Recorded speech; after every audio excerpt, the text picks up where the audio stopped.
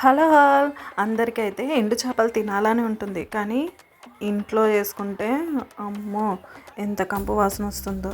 దీనికి కూడా ఒక చిట్కా ఉందండి. మనం ఎండు చేపల్ని ఫ్రై చేసుకునేటప్పుడు పొగ రాకుండా ఉండాలంటే ఒక క్యాండిల్ని వెలిగిస్తే అస్సలు రాదు.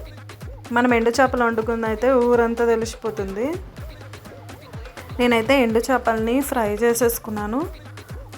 సన్నగా తరుక్కున్న ఆనియన్ అండ్ కొంచెం జింజర్ గార్లిక్ పేస్ట్, అలాగే కొంచెం పచ్చిమిర్చి వేసుకొని బాగా ఫ్రై చేసుకున్న తర్వాత కొద్దిగా పసుపు, అలాగే ముందుగా ఎండు చేపలను అయితే అవి ఫ్రై చేసుకున్న తర్వాత మంచిగా వాటర్లో వేసి ఒక 3-4 టైమ్స్ వాష్ చేసుకోవాలి. ఎందుకంటే దాంట్లో డస్ట్ ఉంటుంది, ఇంకా సన్న సన్న ఇసుక కూడా ఉంటుంది.